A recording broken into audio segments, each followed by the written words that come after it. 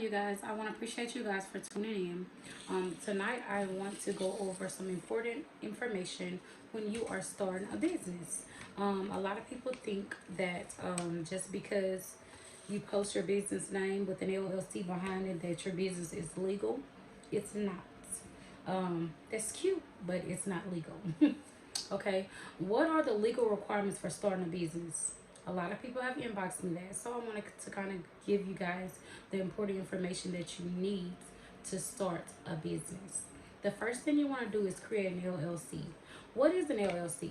An LLC is a limited liability company that protects you from personal and liability under most circumstances. This means like if your business is sued or under declares bankruptcy, that your personal assets will not be taken, like your car or your house. It will not be taken. A corporation, that's the best one to go by. It kind of covers more than a liability does. Corporation, it's mostly the bigger, the higher people use it, but that's the best one to use. Okay, you register your business name. Why would you start a business? Building your brand, building your name. Millions of people know who you are, and it's not registered. That simply means that anybody can come snatch your name up and you can't do nothing about it but be mad. That's what that means. So you need to register your business. That is important. And that just, it protects you. When you register your name, that protects you, your brand, who you are. It protects you. And we need that. Okay, apply for a tax ID number. A tax ID number, the EIN, it allows you to legally hire employees, to pay your federal, in your state taxes, apply for business license, and open up a business bank account. You need to apply for a federal tax ID number. That is important. Apply for your federal tax ID number. You want to open up a bank account. You want to. You want to be able to hire somebody. You want to be able to pay your taxes, because if not, they can come and get what you have. You want to be able to do that. Okay? The next thing you need to do is determine if your state if your state requires a tax ID number. What that simply means is, if your state requires your business to collect taxes, you need to do that. You need to get you a state tax ID number. You need to do that. Not every state collect taxes from businesses. Not every state. So you need to research. Again, you need to research. I can tell you the key pointers, but you have to still put in some work too. In business, nothing is handed to you. If you want something handed to you, it's not going to be done right. Do your own research. If you do your own research, can't nobody tell you about your business, because you already know. So do your own research. Information from me and from other people, that's icing on the cake. But you will want to know something firsthand. That's me. Like I said, I started from scratch. So I know, that everything is a learning process. But if I knew then what I know now, I wouldn't have to be backtracking. I wouldn't have to be like, oh, I didn't know that. I wouldn't have to do all of that. But because I didn't have this information, and it took me a while to learn, I want to give you guys the tools that I didn't have. And then what you want to do, you want to obtain a business permit or license. You will need to apply for a business license and permits at your federal and state government level. But that just depends on your industry. Some people, like I said, a lawn service permanent license is different from a salon. A salon permanent license is different from a boutique. So that is important to know, what permanent license that you need. That is important too. Protect your business. That's the next thing. Protect your business. Who wants somebody to come up in their store and fall and sue them, and you don't have the money to? You need insurance. Basically, you just need insurance.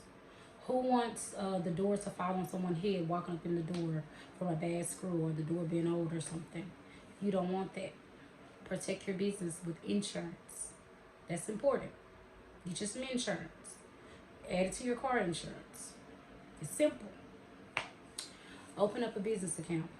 This is important. Why is it important, Amy? Because when you are self-employed, just being real, people don't trust you as much, especially if you don't have a paper trail. What is a paper trail? A bank statement. If you have a bank statement showing your deposits, showing your withdrawals, showing the amount that you have in your account, somebody will hurry up and sell you a car. They'll hurry up and sell you a house. You'll hurry up and get a storefront. But if you only have these paper receipts that you have, who's going to trust that?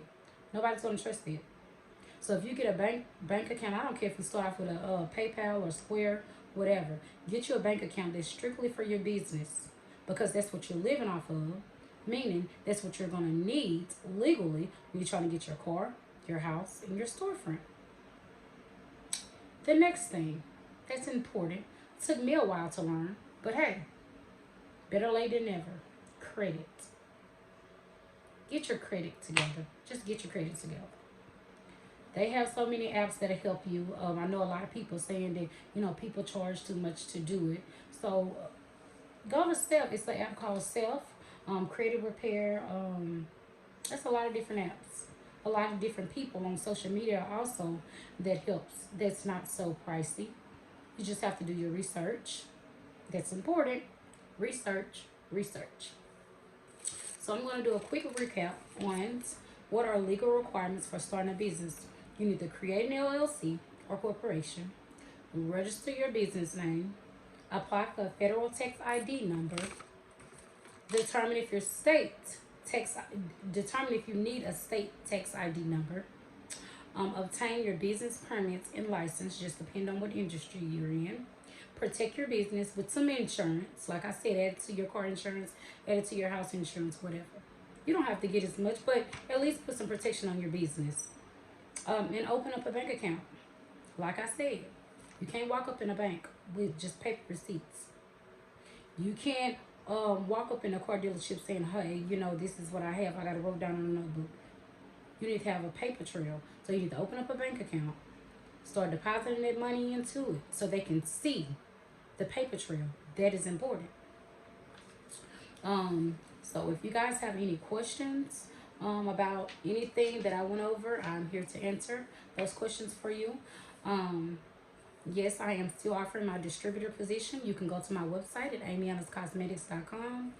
You can purchase your box. All the boxes are not pricey. We have a box that starts off with for $60. It's with 25 tubes in it. You sell those tubes for $10, making $250. That's the smallest box we have. You cannot beat that. There's no such thing as, is she legit? Go through my reviews. The proof is in the pudding.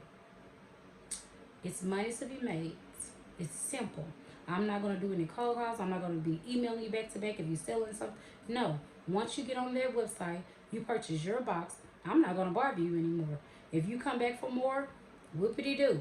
If you don't, hey, you can try again. Because I know you're going to make some money. I know you're going to make some money. So if you are interested in becoming a distributor, I don't care where you're located, go to my website at amyannascosmetics.com. Purchase your box. The shipment takes 7 to 15 business days. That does not include weekends and holidays. Once you receive that box, you can start selling your lipstick that day.